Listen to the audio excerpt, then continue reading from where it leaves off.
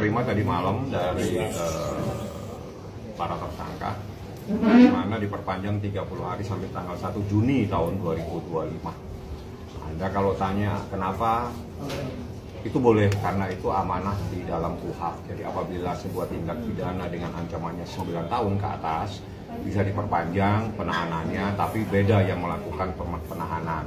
Kalau 20 hari itu yang menahan adalah penyidik, dalam hal ini polisi, 40 hari adalah jaksa penuntut umum, 30 hari nanti itu biasanya yang melakukan penahanan adalah dari pihak pengadilan.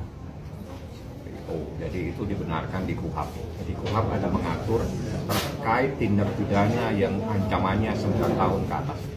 Tapi untuk tempat penahanan sendiri masih sama? Nggak ada perubahan. Ya silakan, itu hak. Jadi kalau hak dan wewenang kekuasaan yang melekat ya silakan. Tapi yang jadi persoalan ini kenapa ditahan-tahan terus, gitu loh. Kalau memang yakin dengan Anda bukti, ya udah limpahkan aja. Kenapa masih bingung cari bukti? Gini, Bang. Masih bingung cari bukti kan jadi timbul pertanyaan gitu. Ada apa Anda masih bingung cari bukti? Kemarin cari bukti, hari ini cari bukti, kan repot kita. Saya nggak perlu jelasin lah bukti apa yang dicari-cari.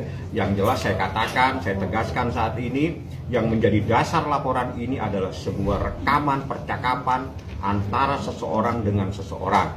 Rekaman tersebut telah saya laporkan ke polisi dan menjadi bukti yang ilegal. Nah, itu saja yang terpenting. Silakan, nanti kita bertarung di pengadilan. Bang, jika nanti masa penahanan yang selanjutnya ini berakhir, Bang, apakah nanti Kaniki bisa bebas, Bang? Ya, itu namanya lepas demi hukum. Jadi itu secara otomatis kalau ini 30 hari diperpanjang lagi 30 hari, tidak ada kepastian hukum untuk dinyatakan lengkap, maka itu namanya lepas demi hukum dan harus keluar. Itu otomatis. Jadi hukum ini tertib. Yang menjadi pertanyaan bukan itu. Yang menjadi pertanyaan, kenapa yakin melakukan penahanan tapi ini perkara tidak bisa sampai ke pengadilan? Kenapa? Ada apa? Masih bingung cari bukti. Panikinya tuh jadi gimana kasih Bang ngelihat ini tuh kayak dimain-mainin gitu kan? Dia merasa dirugikan juga. Nggak ada, itu urusan nggak perlu saya perdebatkan karena saya sudah jelaskan kepada Niki mekanisme hukum yang berlaku di Indonesia seperti itu. Beda kalau ancamannya tidak ada di atas 9 tahun, jadi 20-40 hari harus keluar. Namanya LDP, lepas demi hukum, LDH, mohon maaf. Kalau untuk laporannya sendiri, Bang, udah sejauh mana sih, Bang? Ini proses ya sejauh proses berjalan, biar saja lah. Yang jelas, dengan adanya laporan tersebut membuktikan barang bukti yang dijadikan dasar membuat laporan, membuat Nikita menjadi tersangka saat ini menjadi bukti yang ilegal. Itu saja, karena kami persoalkan secara hukum. Terakhir ketemu Nikita kapan, Bang, dan kondisinya seperti apa? Hah? Terakhir ketemu Kak Niki dan kondisinya seperti apa, Bang? Sehat, alhamdulillah, nggak ada masalah, saya santai aja. Yang Abang ya yang penting kan saya sampaikan aja proses hukumnya. Nanti prosesnya seperti ini akan seperti ini, dia tahu semua kok, nggak ada masalah. Bang, ini artinya Niki sendiri seperti digantung itu tidak ada kepastian hukum sampai saat ini. Coba tanya kepada yang melakukan proses, bukan saya nggak bisa menjelaskan dulu. Yang jelas prosesnya seperti ini. Yang saya tahu ada beberapa proses di mana dia masih mencari bukti. Bang, benar Bang, Kak Niki makin religius, Bang. Ya itu yang saya tahu, tapi kan saya kan jarang ketemu dia, jadi pernah sekali saya ketemu, dia bilang, mohon maaf Bang, saya nggak bisa lama, saya lagi ngaji. Ya, jadi berarti dia lagi menghatamkan, dia punya aktivitas religiusnya, ya itu lebih bagus lah ya. Tapi saya nggak mungkin terlalu dalam tanya-tanya, karena saya datang sebentar hanya minta tanda tangan. Setelah itu ya saya nggak mengikuti, nanti saya coba akan tanya lagi kalau ketemu. Yang satunya dimasukkan, begitu aja ditahan di sel. Sementara bukti yang dilampirkan itu pun ilegal, bukti rekaman suara, privasi loh, pelanggaran UU ITE pasal 32. Bagaimana bukti yang tidak layak bisa dijadikan alasan buat menahan seseorang WNI yang bernama Nikita Mirzani?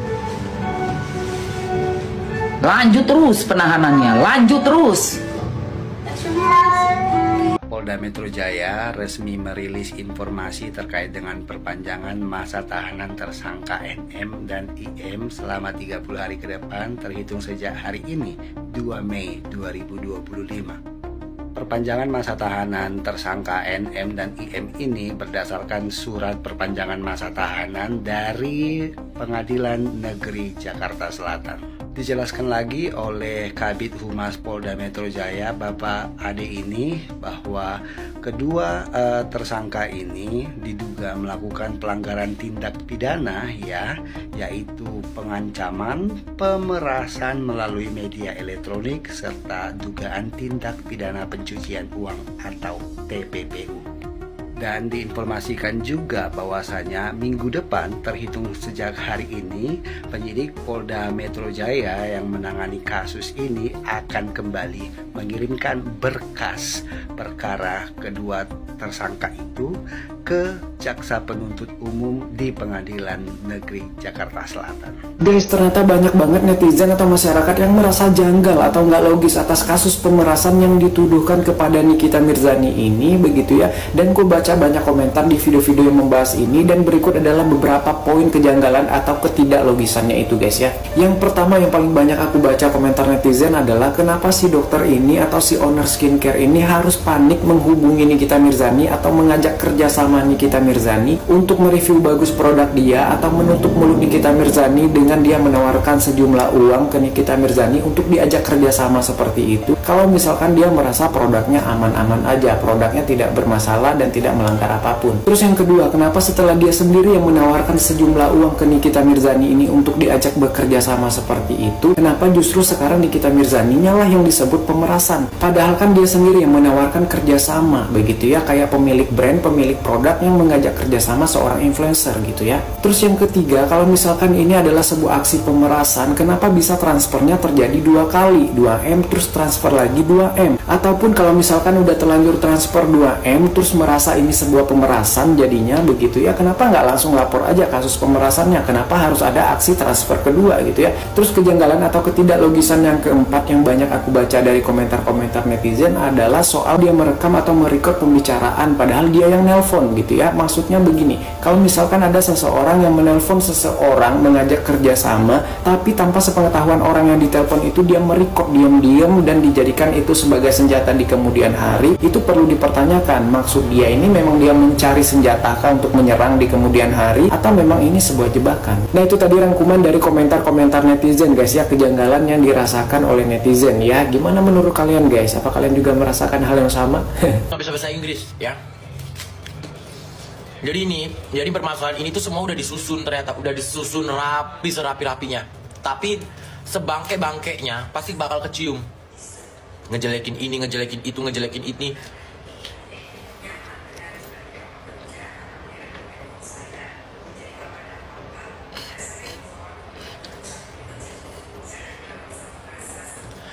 Yang ngomongin cepu si KH kan si Yoke sendiri. Statement aku ngomong, gue gara-gara live ngomongin KH, aku kan ngomong, biarkan keluarganya sendiri yang speak up, biarkan si Yoke-nya sendiri yang speak up. Nah, giliran mereka speak up, YOLO kena lagi. Real KH gue yakin. Oke, kita grace. Ya. Ditagres ya ini. KH ini ditagres ya. Ya. Ntar ujungnya apa sih? YOLO dikenakan lagi. Apapun itu YOLO dikenakan lagi. Karena takut YOLO itu bersuara. Itu aja intinya. Jadi disuruh YOLO itu mute ya, di mute dengan cara apa? Memfitnah, mengini, mengitu, mengintimiti. Mecahin gue sama Madam YOLO kan kok iya benar kan kok pernah dipecah. Iya gue inget si Dita pernah dipecahin sama YOLO Ine. Pernah juga tuh. Gue inget.